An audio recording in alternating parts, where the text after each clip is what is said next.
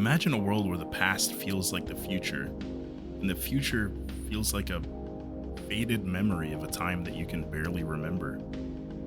Welcome to Vaporwave, one of the strangest yet most nostalgic internet subcultures. It's a world of neon lights, ancient statues, corporate logos, and glitchy, slowed down music. It's an internet aesthetic that blends 80s and 90s nostalgia with a critique of capitalism, wrapped up in dreamy, surreal visuals. I'm sure you've seen those iconic neon grids and glitchy visuals floating around, or you've heard the strange, slowed down music that sounds like it's from another dimension. Vaporwave has become more than just a passing internet trend, it's a cultural phenomenon. What is Vaporwave? Where did it come from, and why did it blow up online?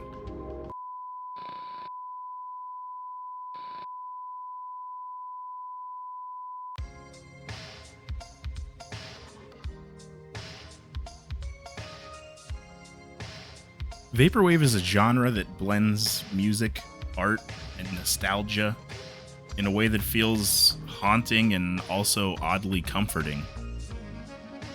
It's built on a foundation of slowed down, looped samples of 80s and 90s music, ranging anywhere from smooth jazz to elevator music to early electronic sounds. But Vaporwave isn't just about the music. It's also a visual aesthetic. It draws heavily from the retro-futuristic vibes of early internet culture.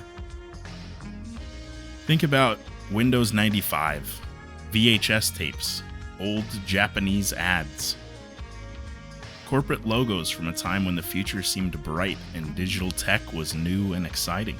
Vaporwave's origins can be traced back to the early 2010s, when artists like Macintosh Plus began experimenting with slowed down looped samples from old media.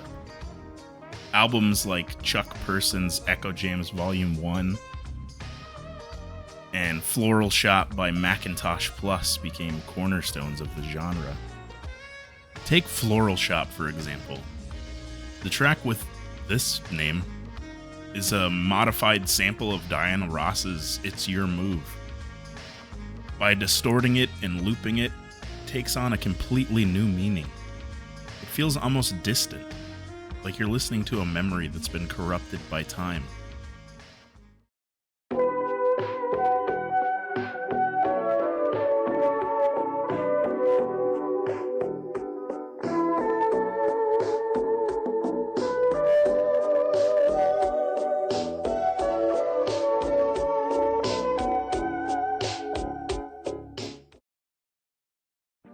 It's a deeply nostalgic style of music that also feels a little eerie to me. Feels like being stuck in a dream, something that you just can't quite wake up from. Gives me almost deja vu vibes. I also want to talk to you about the visual side of Vaporwave. It's something that I personally really enjoy. Some of my channel aesthetics I've tried to lean into it with. I'm not an artist though, so I haven't done a very great job of catching the vibe that I want to catch. But you've probably seen the iconic imagery. Neon grids, Greek statues, Japanese text, and retro tech. Old Windows screens and VHS tapes. These are the places where Vaporwave gets its signature aesthetic.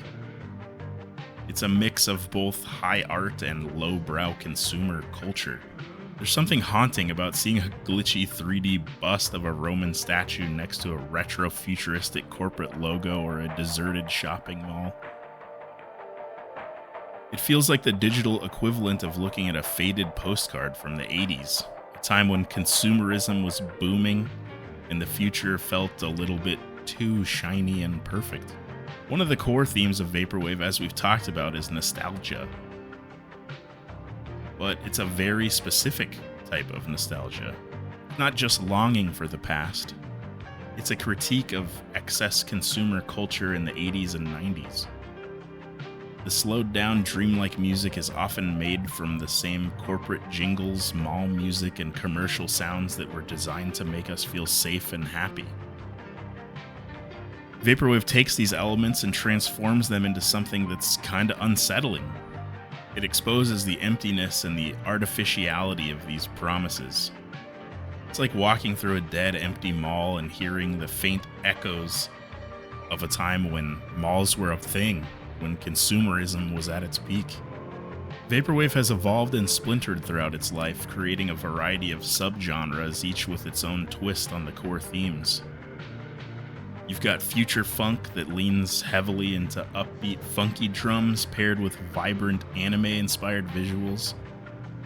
It's kind of like Vaporwave with a disco twist. Mall soft is exactly what it sounds like. It's a subgenre that captures the atmosphere of empty malls, echoing with the distant sound of elevator music.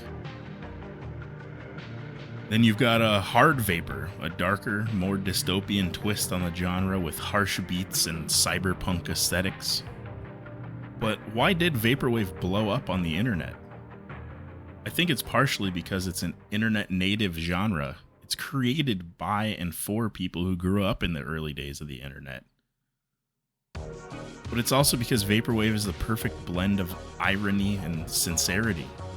Some people appreciate it as a critique of capitalism, where there are others like me who just really enjoy the aesthetic and the nostalgic vibes.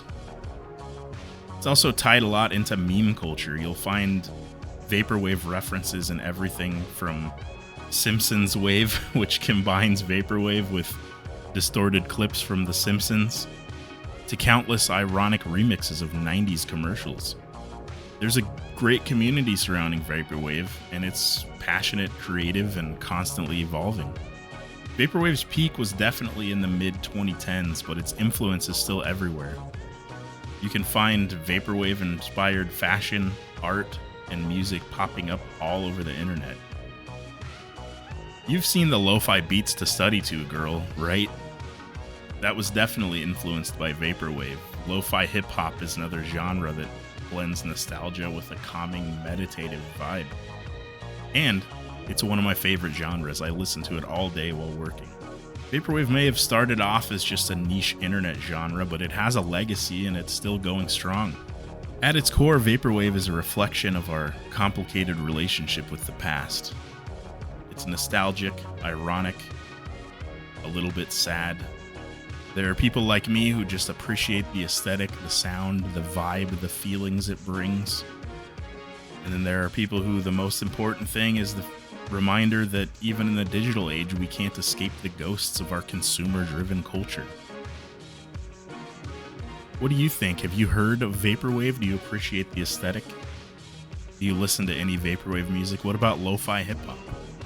Do you have any lo-fi hip-hop artists you'd like to tell me about? Because I'm always looking for new ones. Give me some lo-fi Zelda beats to relax and study to, and I'm set for hours. This was another short little video, just something I wanted to tell you about.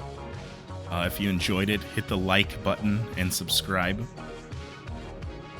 I promise there's still a Boogie 2988 video in the works. But I want to do more dives into internet subcultures and strange phenomena and weird characters, like this video and like the sitting and smiling video. But we'll get back into the drama too, I promise.